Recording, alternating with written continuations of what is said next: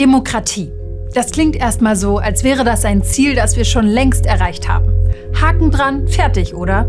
Naja, nicht ganz. Demokratie ist eher ein Prozess, der sich ständig verändert. Eine Geschichte voller Widersprüche und Rückschläge, aber auch voller Hoffnungen und Erfolge. Also, kommt mit auf eine kleine Zeitreise.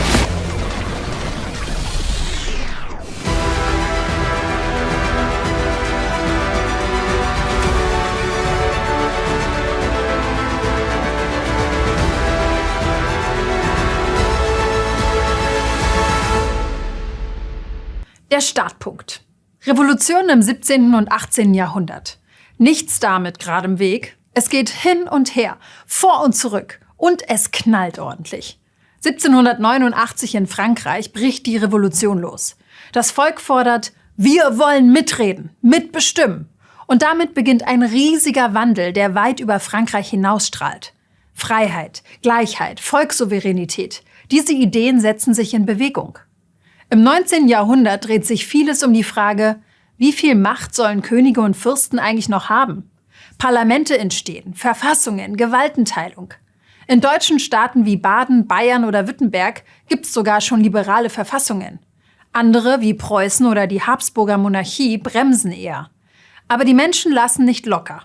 Zeitungen entstehen, Zensur wird umgangen, Proteste heizen die Stimmung an. Schließlich gehen Männer wie Frauen auf die Barrikaden und es wird gekämpft. 1848 dann die große Welle. Überall brodelt es. In Frankfurt tagt die Nationalversammlung in der Paulskirche. In Wien und Prag fordern die Menschen mehr Mitbestimmung. Klingt nach Demokratie, aber eben nicht für alle. Nur Besitzende dürfen mitreden und davon auch nur die Männer. Dann kommt die Industrialisierung. Fabriken schießen aus dem Boden, Arbeiter schuften und organisieren sich. In Gewerkschaften und Parteien fordern sie, wer arbeitet, soll auch mitentscheiden. Und Frauen? Die fordern dasselbe. Mitsprache statt nur mitmachen. Nach dem Ersten Weltkrieg dann der große Durchbruch. In Deutschland, Österreich und der Tschechoslowakei gibt's endlich das allgemeine Wahlrecht für Männer und Frauen. Während die Tschechoslowakei in der Zwischenkriegszeit ziemlich stabil demokratisch unterwegs ist, geht's in Österreich ziemlich schnell in Richtung Lagerkämpfe. Die Republik wird dadurch ordentlich geschwächt. Aber klar, Demokratie ist kein Selbstläufer. Und sie bleibt buchstäblich unter Druck. In den 1920er und 30er Jahren buhlen gleich 3 Systeme um die Zukunft. Die parlamentarische Demokratie, autoritäre Führerstaaten und kommunistische Räterepubliken. Alle behaupten, wir vertreten den Willen des Volkes.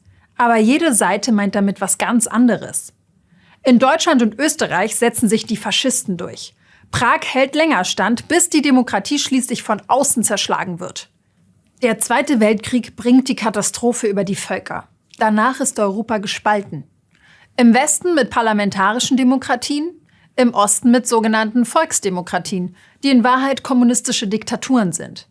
Besonders sichtbar in Deutschland. 2 Systeme, 2 Gesellschaftsmodelle, 2 Vorstellungen von Demokratie. Österreich entwickelt nach 1945 eine Konsenskultur. In der Tschechoslowakei wird die Demokratie unterdrückt. Während des Prager Frühlings 1968 rollen die Panzer des Warschauer Pakts die Demokratiebewegung nieder. Parallel dazu wächst in Westeuropa die Idee, Demokratie soll mehr sein als nur alle paar Jahre ein Kreuz auf dem Wahlzettel. Mitsprache im Alltag, in der Schule, am Arbeitsplatz, in der Familie, das alles gehört dazu. 1989 dann der große Umbruch. Die Mauer wird gestürzt. In der DDR, in Polen, in Rumänien und in der Tschechoslowakei gehen die Menschen auf die Straße. Die Samtene Revolution zeigt, wie mächtig die Sehnsucht nach Freiheit ist. Hoffnung liegt in der Luft. Auf Rechtsstaatlichkeit, Mitbestimmung und wirtschaftlichen Aufschwung. Aber Demokratie ist auch jetzt kein Selbstläufer. Globalisierung und soziale Medien wirbeln die Politik durcheinander. Parteien verlieren Rückhalt, Populisten gewinnen, polarisieren die Gesellschaft. Sogar in der EU stehen demokratische Prinzipien plötzlich wieder auf der Kippe. Und dann, der russische Angriff auf die Ukraine erinnert daran, Demokratie ist nicht nur eine innere Frage. Auch von außen wird sie bedroht. Freiheit, Menschenrechte, Teilhabe, all das muss immer wieder neu verteidigt werden.